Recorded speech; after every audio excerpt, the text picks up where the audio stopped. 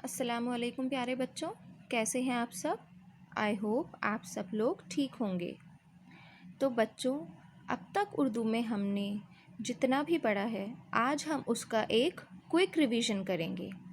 थोड़ा थोड़ा देखेंगे कि हमने अब तक क्या क्या पढ़ा है। तो आप लोग मेरे साथ बहुत ध्यान से रिवीजन करेंगे, ठीक है। उसमें आपके जो भी डाउट्स होंगे, जो भी क्वेरीज होंगी, जो भी परेशानी होंगी, वो क्लियर हो जाएगी, ठीक है। सबसे पहले हमने अलिफ, बे, पे, ते, टे, से, जीम, चे, हे, खे, नून, छोटी ए और बड़ी ए के बारे में और इनकी मुकम्मल और आधी शक्लों के बारे में पढ़ा है। सबको याद है ना। सबको आधी आधी शक्लें भी बताई गई हैं तफसील से। उसके बाद हमने इन शक्लों के साथ अलिफ मिलाना सीखा। कैसे? बे अलिफ बा, बा। ये देखिए, ये जो अलिफ है, ये रेड कलर से जो हाईलाइट की हुई है, ये सब अलिफ मिली हुई है। हमने बे की फ्रेंडशिप अलिफ से करा दी।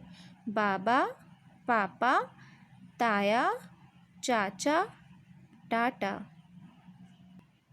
बच्चों, ऐसे और भी अल्फाज आपको बनाने हैं घर पे, ठीक है। आप प्रैक्टिस करेंगे। आप अलग अलग हुर्फ के साथ अलिफ मिलाकर लिखने की प्रैक्टिस करेंगे। उसके बाद हमने साकिन हुरूफ सीखे, है ना। साकिन हुरूफ क्या होते हैं? हुरूफ तहज्जी में अलिफ से ये तक जितने भी हुरूफ हैं, सब साकिन हुरूफ कहलाते हैं। ये ना तो आगे से ना पीछे से किसी के साथ जुड़ते हैं, ये अपने आप में मुकम्मल होते हैं। जैसे ये जितने भी रेड कलर से आपको दिख रहे हैं, ये क्या है? साकिन हुरूफ। और इन्हें कैसे पढ़ते हैं? बे अलिफ बा, पे साकिन बाप, ते अलिफ ता, जीम साकिन ताज, नून अलिफ ना, चे साकिन नाच, बे अलिफ बा, ते साकिन बात, पे अलिफ पा, नून साकिन पान, ते अलिफ ता, रे साकिन तार। बच्चों, साकिन हुरूफ भी आप अपने आप से, अपने माइंड से बनाकर कुछ अल्फाज लिखेंगे, ठीक है। और घर में अपने पेरेंट्स से उसे चेक करवाएंगे। इसके बाद हमने छोटी ए और बड़ी ए की आवाज़ों में डिफरेंस यानी फ़र्क सीखा था। छोटी ए की आवाज़ क्या निकलती है? ई। और बड़ी ए की आवाज़ क्या निकलती है? ए, ठीक है। आइए कुछ अल्फाजों की मदद से इसका भी रिवीजन कर लें।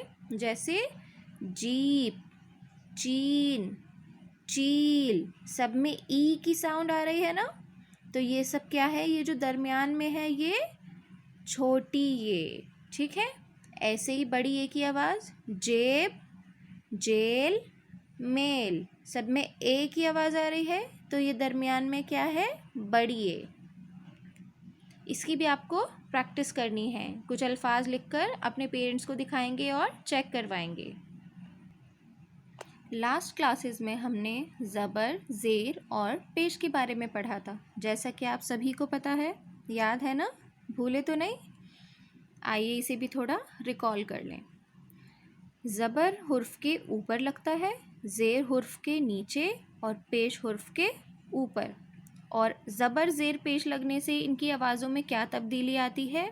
आइए थोड़ा रिवाइज़ कर लें। जैसे ते ज़बरता, जीम ज़बरजा, नून ज़बरना, ये ज़बरिया। ते ज़ेरती, जीम ज़ेरजी, नून ज़ेरनी, ये ज़ेरयी। ते पेशतु, जीम पेशजू, नून पेशनू, ये पेशयू। सब इस बात का ध्यान रखेंगे कि ज़बर, ज़ेर और पेश की आवाज़ों को खींचकर नहीं पढ़ा जाता, ठीक है। जल्दी पढ़ा जाता है। ना ही खींचकर पढ़ेंगे, ना ही झटके देकर पढ़ेंगे, नॉर्मल पढ़ेंगे, ठीक है।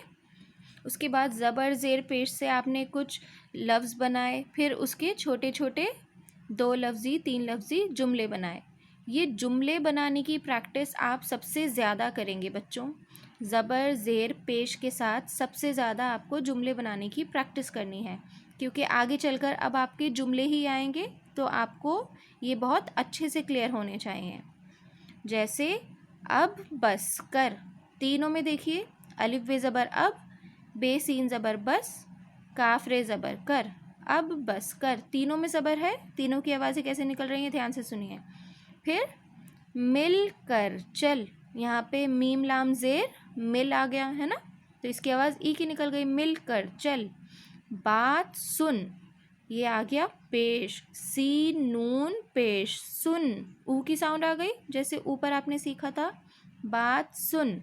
रुक मत, निडर बन, दिन गिन, गुल मत कर, है ना।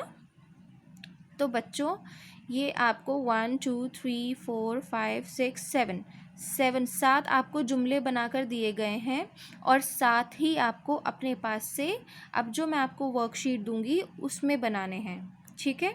और बहुत ध्यान से बनाएंगे, कुछ इनसे हटकर कुछ न्यू बनाएंगे अपने माइंड से सोचकर, ठीक है, जिसमें ज़ेर ज़बर और पेश का इस्तेमाल किया हुआ होगा। All the best, thank you.